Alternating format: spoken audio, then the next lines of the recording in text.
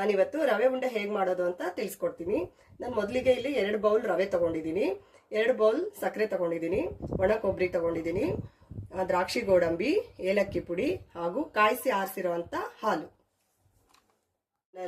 ಈಗ ದ್ರಾಕ್ಷಿ ಗೋಡಂಬಿ ಫ್ರೈ ಮಾಡ್ಕೊಂಡಿರೋ ತುಪ್ಪಕ್ಕೆ ರವೆನ ಹಾಕಿ ಚೆನ್ನಾಗಿ ಹುರ್ಕೊತಾ ಇದ್ದೀನಿ.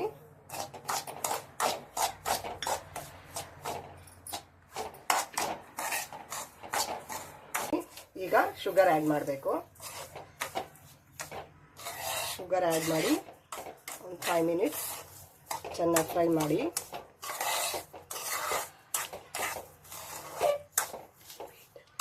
ಲೋ ಫ್ಲೇಮಲ್ಲಿ ಶುಗರ್ ಹಾಕ್ಬಿಟ್ಟು ಚೆನ್ನಾಗಿ ಫ್ರೈ ಮಾಡ್ಕೊಳ್ಳಿ. ಸೊ ನಂತರ 1 ಬೌಲ್ ಒಣ ಕೊಬ್ಬರಿ ಪುಡಿ. ನಿಮಗೆ ಕೊಬ್ಬರಿ ಜಾಸ್ತಿ ಬೇಕಂದರೆ ಜಾಸ್ತಿ ಆ್ಯಡ್ ಮಾಡ್ಕೋಬೋದು.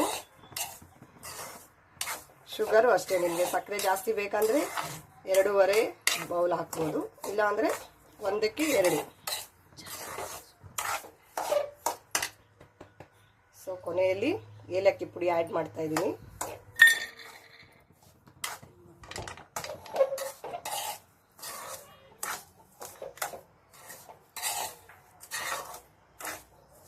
ರವೆನ ಚೆನ್ನಾಗಿ ಬ್ರೌನ್ ಕಲರ್ ಬರೋವರೆಗೂ ಚೆನ್ನಾಗಿ ಫ್ರೈ ಮಾಡಿಕೊಂಡ್ರೆ ಟೇಸ್ಟ್ ಚೆನ್ನಾಗಿರುತ್ತೆ.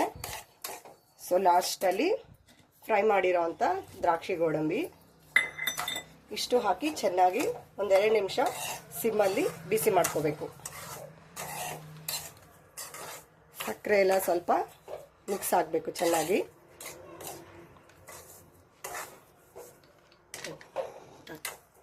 ಸಕ್ಕರೆ ಎಲ್ಲ ಚೆನ್ನಾಗಿ ಮಿಕ್ಸ್ ಆಗ್ತಾ ಇದೆ.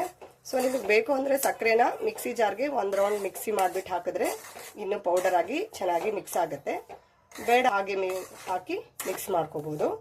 ಸೊ ಕೊಬ್ಬರಿನೂ ಅಷ್ಟೇ 1 ರೌಂಡ್ ನೀವು ಪುಡಿ ಮಾಡಿ ಬೇಕಾದರೆ ಹಾಕ್ಬೋದು. ಸೊ ಈಗ ಇದೆಲ್ಲ ಚೆನ್ನಾಗಿ ಈಗ ಕೆಳಗಡೆ ಇಳಿಸ್ಕೊತಾ ಇದ್ದೀನಿ.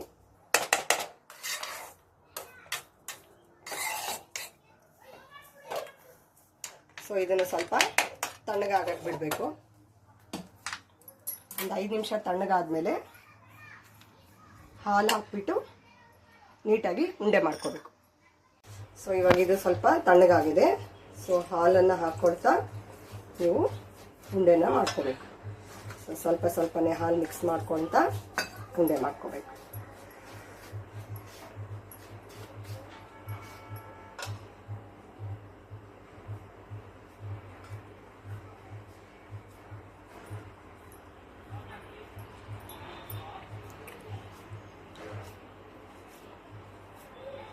ನೋಡಿ, ನಿಮ್ಗೆ ಯಾವ ಸೈಜ್ ಬೇಕೋ ಆ ಸೈಜು ಉಂಡೆನ ಮಾಡ್ತಾ ಹೋಗ್ಬೇಕು.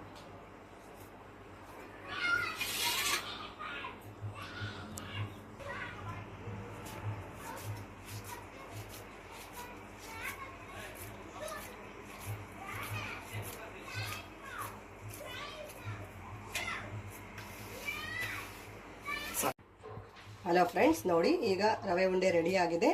ಈ ರೆಸಿಪಿನ ಟ್ರೈ ಮಾಡಿ. ನಿಮ್ಗೆ ಇಷ್ಟ ಆದರೆ ಶೇರ್ ಮಾಡಿ, ಸಬ್ಸ್ಕ್ರೈಬ್ ಮಾಡಿ. Thank you.